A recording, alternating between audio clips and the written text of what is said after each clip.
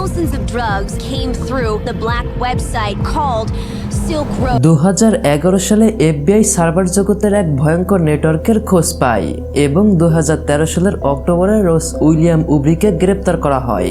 FBI তার কাছ থেকে 1,73,000 বিটকয়েন সহ একটি ল্যাপটপ জব্দ করে এবং বন্ধ করে দেয় সিল্ক রোড নামের বিলিয়ন ডলারের এক অবৈধ বাজার।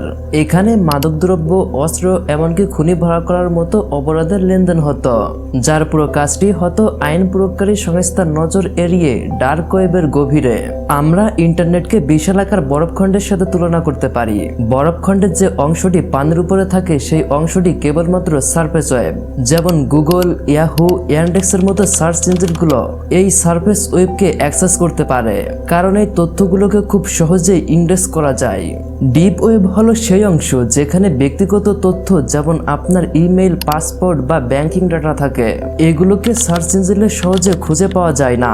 ডিপ ওয়েব আসলে অনেকটাই নিরাপদ এবং ব্যক্তিগত, যা আমরা অনলাইন কার্যক্রমের জন্যই ব্যবহার করি। সমস্ত ইন্টারনেট জগতের দৃশ্যমান 10% বাইরে বাকি 90% ডেটা সংরক্ষিত থাকে এই ডিপ ওয়েবে। ডিপ ওয়েবেরই এক রহস্যময় শাখা ডার্ক ওয়েব। এখানে সাধারণ ব্রাউজার বা সার্চ ইঞ্জিন দিয়ে প্রবেশ করা সম্ভব নয়। গুগল ক্রোম, অপেরা বা ইয়ান্ডেক্সের মতো সার্চ ইঞ্জিনগুলো ডার্ক ওয়েবের সাইটগুলোকে খুঁজে পায় না।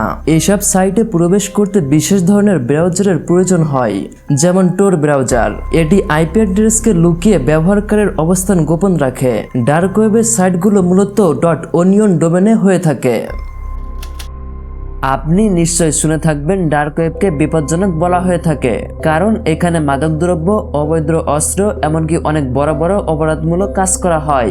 বিভিন্ন দেশের অপরাধী চক্র ধর্ষণ, চাইল্ড পর্নোগ্রাফি থেকে শুরু করে নানা ধরনের স্পর্শকাতর ভিডিও, অর্থাৎ যে ভিডিওগুলো আপনি আগে কখনোই দেখেননি এবং দেখলে আপনার গা শিউরে উঠবে, এমন সব ভিডিও ডার্ক ওয়েবে ছেড়ে দেয়। তাছাড়া এমন কিছু ওয়েবসাইট রয়েছে যেগুলোতে অত্যাধুনিক অস্ত্র যেমন ছুরি, কোঠার, হ্যান্ডগান, গ্রেনেড এবং AK-47 থেকে শুরু করে বোমা, ড্রাগস, মানুষের শরীরের অঙ্গ প্রত্যঙ্গ, এমনকি চোরাই জিনিসপত্রের ব্যবসা হয়।